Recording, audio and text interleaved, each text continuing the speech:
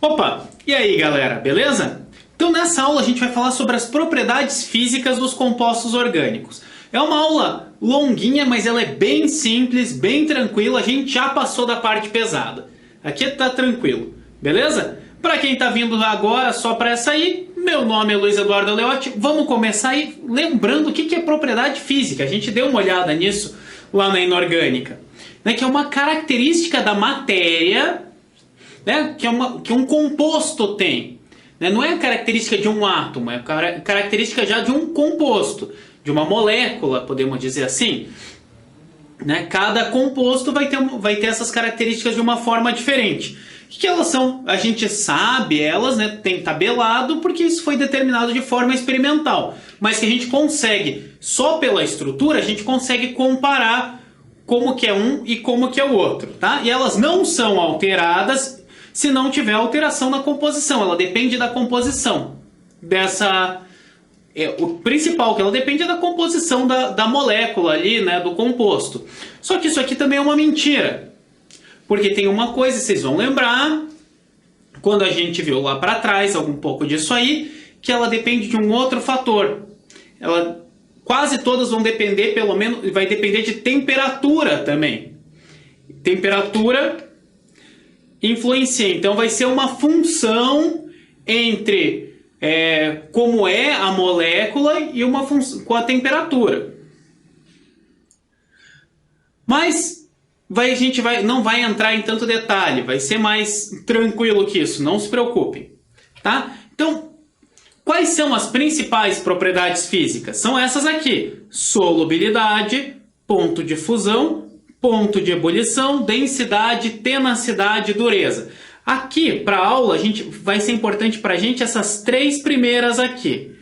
Então, na verdade, isso não é uma aula de propriedades físicas, é uma aula de solubilidade, ponto de fusão e ponto de ebulição em compostos orgânicos.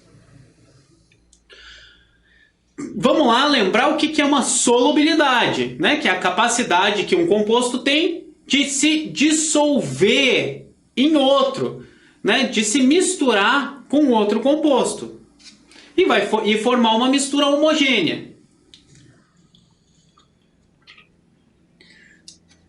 A solubilidade depende da quantidade de soluto, depende da quantidade de solvente e depende da temperatura, como eu falei. Tá? Então, difícil, tirando algumas exceções, você não vai ter lá, esse composto se dissolve totalmente em água, não importa a quantidade de água, não importa a quantidade desse composto, não importa a temperatura. Tudo a gente tem que relacionar e ver certinho isso aí. Tá? Falando de solubilidade, a gente vai falar principalmente de solubilidade em água. Quando eu estiver falando da solubilidade de cada uma das funções, a gente vai estar falando da solubilidade dela em água, que é o nosso principal solvente, né? Como que funciona isso aí? Vocês vão lembrar que a gente já comentou disso, essa frase aqui: semelhante dissolve semelhante. E o que quer dizer isso aí? É orgânico dissolve orgânico, inorgânico dissolve inorgânico? É a mesma função se dissolve? Não, né? A gente já falou disso, ó. Compostos orgânicos polares são dissolvidos em solventes polares. Então o que vai importar é a polaridade da nossa substância. Então polar dissolve polar, apolar dissolve apolar. Tranquilo, né? Já vimos isso aí. Então vamos lá, passar aqui em função por função para a gente dar uma olhada. Hidrocarboneto. Hidrocarboneto só tem carbono e hidrogênio. É algo assim. Tá? Não vou pôr em função aqui que alcano é de um jeito, alceno é do outro, alcino é do outro, ciclano. Não, aqui vai ser só carbono e hidrogênio. São vários carbonos, vários hidrogênios. Isso é apolar. Então todos os hidrocarbonetos são apolares e todos são insolúveis em água. Inclusive a gente usa hidrocarbonetos como solventes. Solventes apolares. Tem alguns hidrocarbonetos que são usados por aí, alcanos principalmente. Beleza? Então, hidrocarboneto é apolar. Apolar é insolúvel em água. Álcool. Álcool já é algo que é assim, né? É um radical com carbonos e hidrogênios ligado num OH. Opa! OH. OH é um negócio extremamente polar, não é? Então, eles são polares. E olha só, nos alcoóis de até 3 carbonos, eles têm o que a gente chama de solubilidade infinita. Significa que mesmo que eles estejam em quantidade maior que a água, ainda forma essa mistura, porque eles vão ser capazes de dissolver a água de certa forma. E forma ali. Não precisa ser, em geral, né, para ter solubilidade em água, a gente vai precisar de uma massa de água maior do que uma massa de soluto. Ao não ser quando tem esse negócio que a gente chama de solubilidade infinita. Por isso que a gente tem álcool 90%. Álcool 70%. Essas coisas existem no mercado.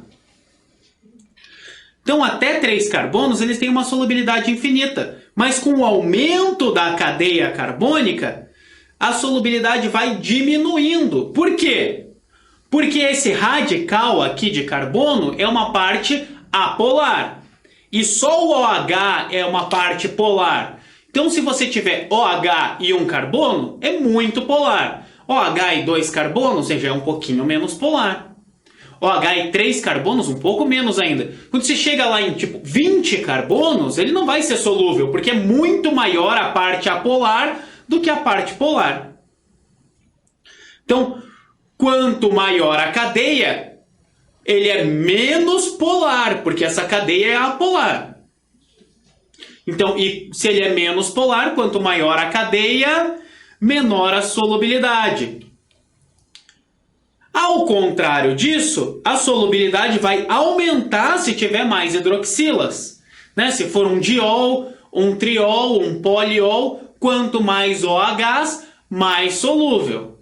Mais solúvel do que os de 1, 2, 3 carbonos? Não dá, né? Porque esses aí têm solubilidade infinita. A gente não tem como ser maior que infinita. Mas ali, ó, se tiver um com 4 carbonos, o butanol, por exemplo, ele já não tem solubilidade infinita. Mas o butanodiol é mais solúvel que ele já. Beleza? Então vejam que as propriedades aqui, tanto em solubilidade, quanto a gente vai ver lá depois em pontos de fusão e ebulição, a gente vai comparar de 2 formas diferentes. Na verdade, a gente não consegue comparar 2 compostos totalmente diferentes. A gente consegue comparar compostos com cadeias iguais, ou pelo menos parecidas, e funções diferentes. A gente consegue avaliar qual é mais solúvel, menos solúvel, maior ponto de fusão, menor ponto de fusão, e os que tiverem mesma função e cadeias diferentes. Os fenóis são polares, igual, né? Eles são um AR, que é o que a gente chama de radical arila, ligado num OH. Eles vão se comportar igualzinho os alcoóis, né? Mas com uma solubilidade média menor. Por quê? Isso é óbvio, né, galera? Qual que é o menor fenol que existe?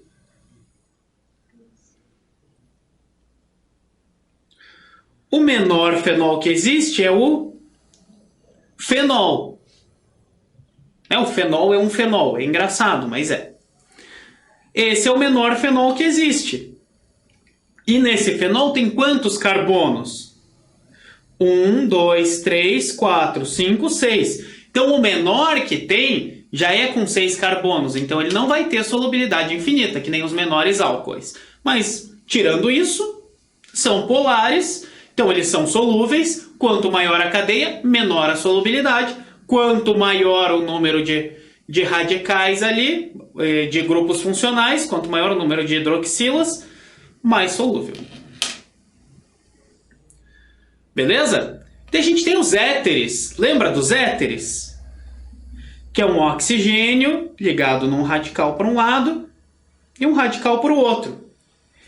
Essa ligação com o oxigênio é polar. mas é uma polaridade muito mais baixa do que o OH. Então a gente diz que os éteres são pouco polares. E se eles são pouco polares, a solubilidade em água é baixa, bem baixa. Inclusive a gente usa éter como... éter é um outro solvente que a gente usa quando a gente não pode usar água. Um solvente pouco polar. Tá? Que ele vai ter uma afinidade muito maior com substâncias apolares, que a água não tem nenhuma. Tá? Então a éter é pouco polar e a solubilidade é baixíssima. Depois a gente tem aldeídos, cetonas e ésteres. Aldeído é radical, dupla O, H. Cetona é C dupla O, radical, outro radical. E éster é radical, C dupla O, radical. Então veja, ó, tem dupla O, e esse tem um outro oxigênio. Tá? Isso são ligações polares, então eles são solúveis em água. Os mais simples, os menores, são bem solúveis em água.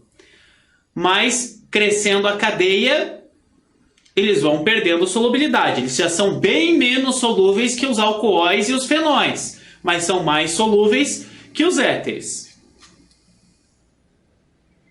Beleza?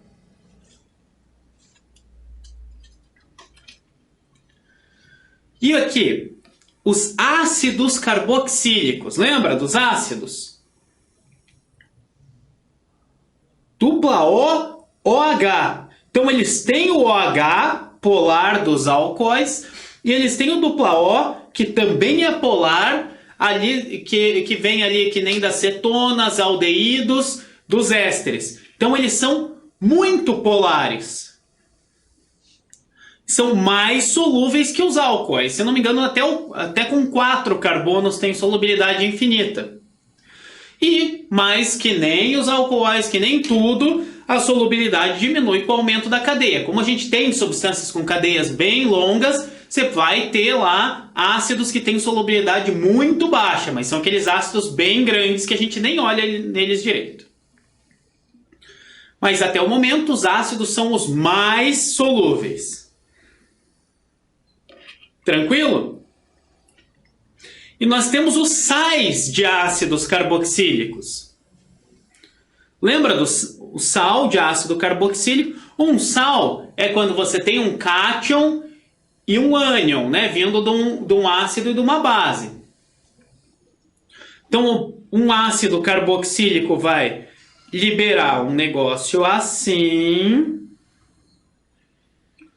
e isso vai se juntar com um metal positivo,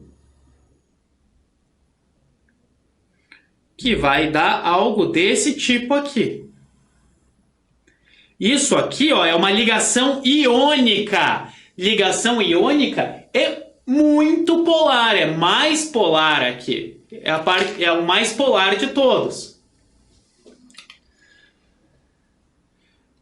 Mas cuidado!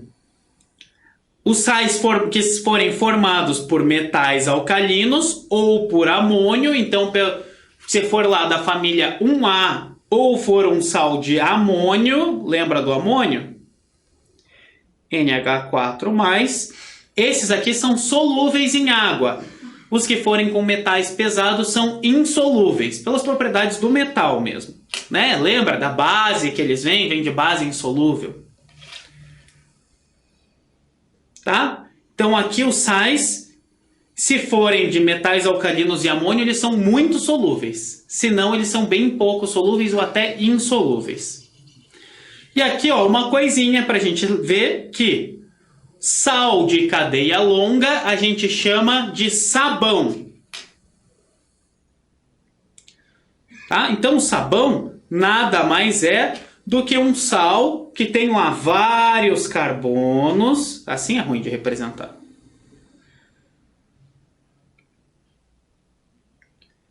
Algo assim. E que chega aqui num carbono com dupla O, Na. Então é uma cadeia bem longa apolar, com uma parte aqui na frente bem polar. É assim que funciona o sabão, né? Ele tem uma parte muito polar e uma parte muito apolar. Então ele consegue se ligar tanto à água quanto à gordura. E aqui, os compostos nitrogenados, amina e amida, eles são derivados da amônia. A amônia, lembra? Opa, não é M, é N.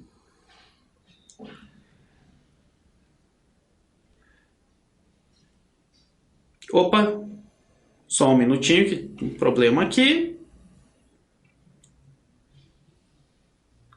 Ó, a amônia era uma substância piramidal, lembra disso aqui? E polar.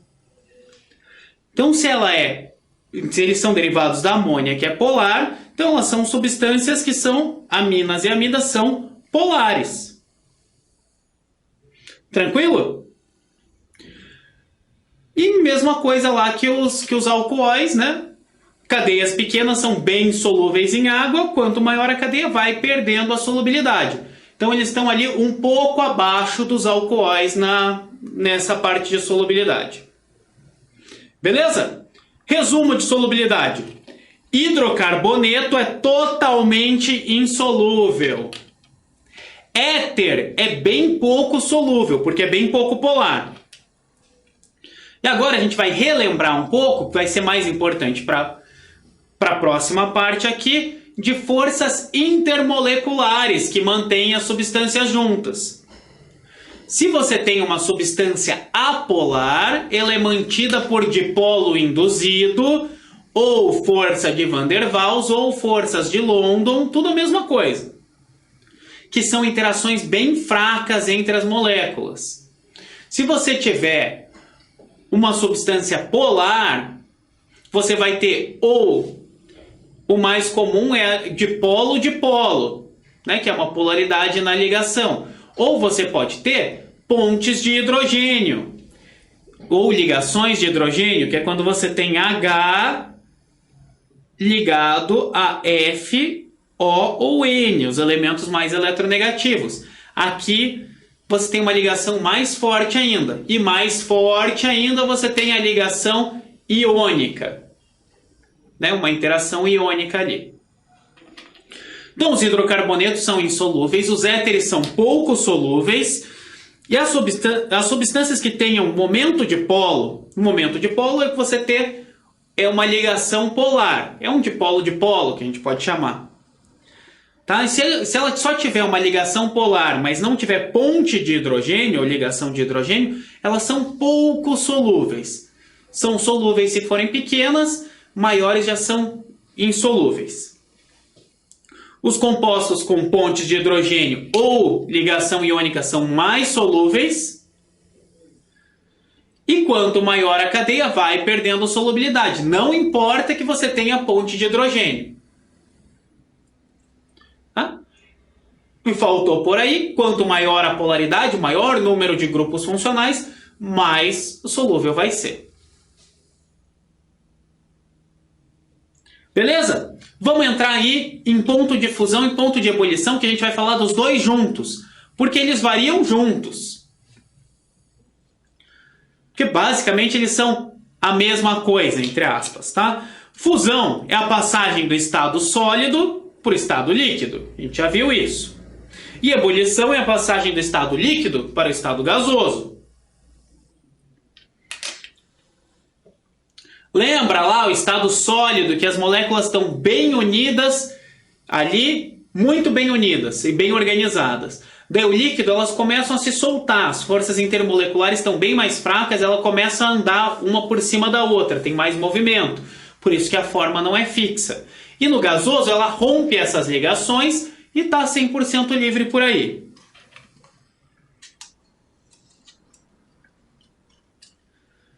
A gente já viu isso aqui, que a passagem de um estado mais organizado para um mais livre, você precisa dar energia. tem que aumentar a temperatura. É o jeito que a gente usa para dar energia. Por quê? Bom, se está bem preso ali, você tem que quebrar as ligações intermoleculares para deixar mais solto. Quebrar uma ligação, você dá energia, em geral. Então é isso que a gente precisa fazer, romper as ligações intermoleculares, que a gente já relembrou ali quais são, né? Dipolo induzido, ou força de Van der Waals, ou forças de London, para apolares, dipolo para polares, e daí você pode ter também pontes ou ligações de hidrogênio e forças iônicas. O que influencia aqui o ponto de fusão e ponto de ebulição de uma substância? A massa molecular. E a massa molecular é influenciada pelo quê? Pelo tamanho da cadeia, claro. Quanto maior a cadeia, maior a massa. E o que mais influencia? Forças intermoleculares. Então, que nem lá a gente viu ali na solubilidade, o que a gente consegue comparar, a gente não pode comparar dois compostos totalmente diferentes e dizer qual tem ponto de fusão, ponto de ebulição maior. Ou a gente vai comparar com mesma cadeia, mas com ligações intermoleculares diferentes, ou seja, com grupos funcionais diferentes, a gente consegue ver qual que tem maior ponto de fusão, ponto de ebulição. Ou se tiver o mesmo grupo funcional, a gente consegue ver pelo tamanho da cadeia. Tá? Massa molecular é igual, funciona que nem na solubilidade, só que ao contrário. Lá era quanto menor, aqui, quanto maior a molécula, mais difícil é de se desprender. Certo? Lá era quanto maior, na verdade é a mesma coisa, falei que era o contrário, mas nada a ver. Lá, quanto menor a molécula, maior a solubilidade. Quanto maior a molécula, menor a solubilidade. Aqui, não é que é igual ou é diferente, são coisas diferentes, na verdade. Quanto maior a molécula, tem mais interações, tem mais forças agindo. É que nem você pegar duas correntes grandes e misturar bem, vai dar muito mais nó do que duas correntes pequenas. Então você vai ter lá uma molécula grande, duas moléculas grandes entrelaçadas, vai ser bem mais difícil de quebrar, vai ter muito mais ligações. Então, numa molécula grande, quanto maior a molécula, maior é o ponto de fusão e de ebulição. Por isso que eu comecei falando que era o contrário lá, porque lá era quanto maior a molécula, menor a solubilidade. Mas são coisas completamente diferentes. Não levem em conta esse comentário aí, porque são coisas completamente diferentes. Não tem nada a ver uma coisa com a outra. Forças intermoleculares. Aqui a gente já falou a atração entre as moléculas e é isso aqui, Ponte de hidrogênio, ligação de hidrogênio, maior que dipolo, maior que dipolo induzido. Eu sei, eu já repeti várias vezes, mas é para você não esquecer. Então vamos lá. Função por função. Hidrocarboneto é apolar. Então o que vai ter é dipolo induzido, ou forças de Van der Waals. Quanto maior é a massa, maior o ponto de fusão e de ebulição dos hidrocarbonetos. Como de tudo, quanto mais massa, maior ponto de fusão e ebulição. Tá? E outra coisa aqui que eu não tinha comentado, que isso aqui funciona para todo mundo também. Cadeias normais apresentam ponto de ebulição e ponto de fusão mais elevados do que ramificadas. Por que isso? Porque elas conseguem uma área de contato maior no fim das contas. Você vai ter lá uma cadeia grande, você vai ter mais pontos de interação aqui do que se você tivesse essa cadeia aqui assim. Porque daí você pode ter interação aqui e aqui, é mais longe as duas interações, por isso. Então, cadeia normal sempre vai ter ponto de ebulição e ponto de fusão que uma cadeia ramificada que seja parecida. Quanto maior a massa, para todos os compostos, maior ponto de ebulição e de fusão. Os hidrocarbonetos, no caso, são apolares. Então, ó, a gente tem isso aqui, ó. Em temperatura ambiente, os hidrocarbonetos com 1 a 4 carbonos, eles são gasosos. Porque o ponto de ebulição deles é abaixo do 25 graus, que é a temperatura ambiente. 20 graus. Para os líquidos, ó, aliás, os que tiverem 5 a 17 carbonos são líquidos em temperatura ambiente. E só se tiver 18 ou mais carbonos é que eles são sólidos.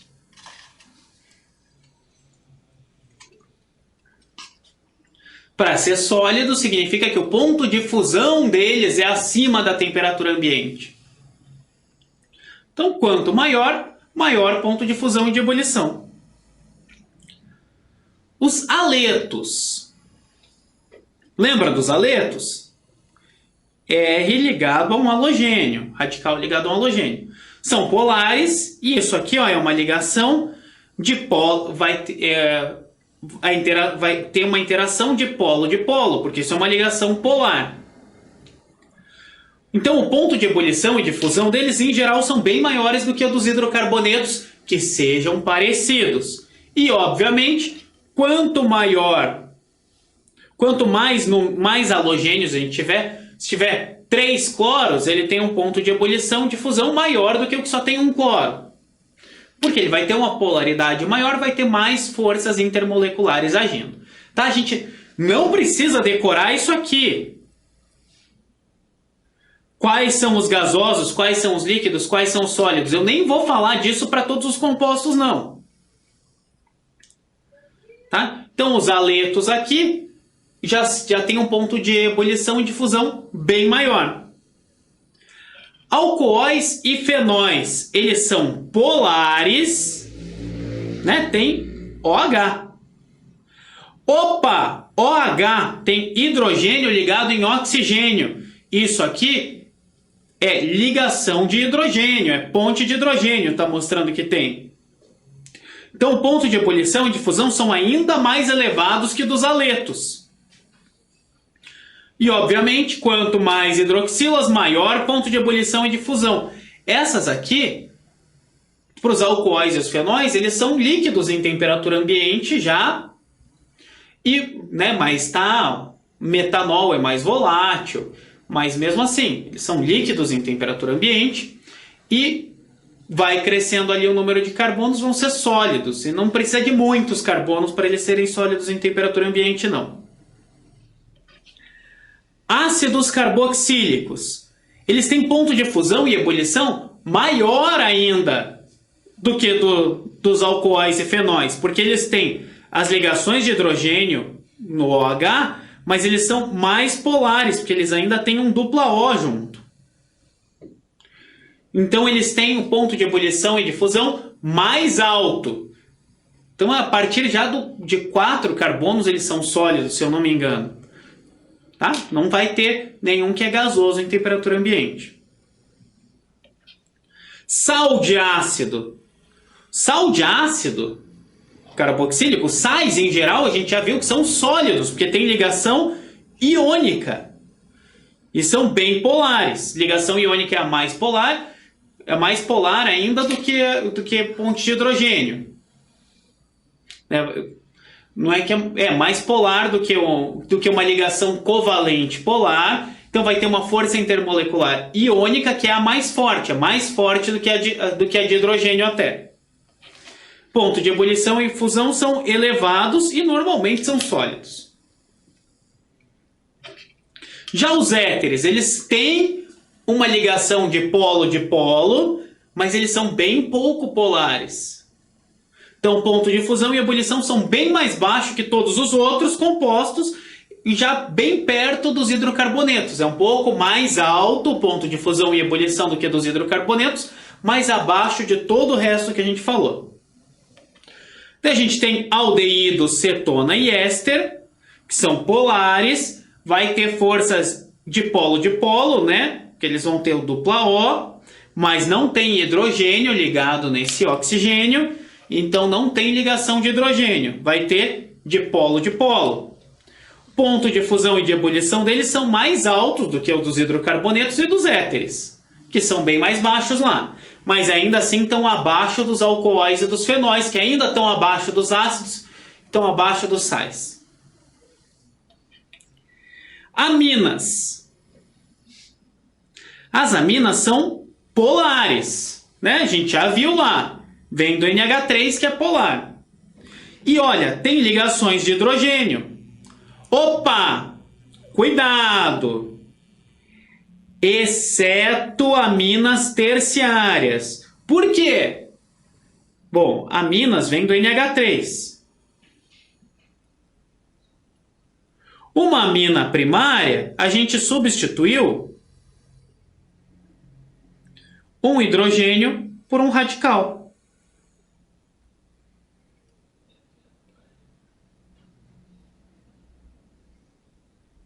Então você tinha lá o NH3, que você substitui um hidrogênio por um radical. Então aqui continua H, NH, radical. Está tendo ponte de hidrogênio. Lembra que precisava para ponte de hidrogênio? H ligado a FON, flúor, oxigênio ou nitrogênio. Daí você substitui uma amina secundária. Você vai colocar um outro radical aqui. Ainda tem ponte de hidrogênio. Só que numa amina terciária, você não tem mais ponte de hidrogênio, não tem mais H ligado em N. Então, o ponto de ebulição e de fusão são mais elevados que os hidrocarbonetos e os éteres e bem próximo lá dos alcoóis e fenóis. Próximo, mas um pouco abaixo, porque a ligação é menos polar entre H e N do que entre H e O. E para a amina terciária, o ponto de ebulição e de fusão dele é bem mais baixo, já é mais perto lá dos éteres do que dos alcoóis e fenóis. Tá? Ainda maior do que dos éteres, mas lá perto. E a amida? A amida é altamente polar e tem ligações de hidrogênio. As amidas, em geral, se elas não forem as dissubstituídas, já vamos lembrar, elas têm os maiores pontos de fusão e ebulição, só abaixo lá dos sais. São maiores ainda do que os ácidos. Tá? Como que era uma amida? Ela vinha de um ácido, né? Era algo aqui ligado num C, dupla O, OH. Daí era uma amônia que reagia aqui. Então era tipo NH2, é o principal.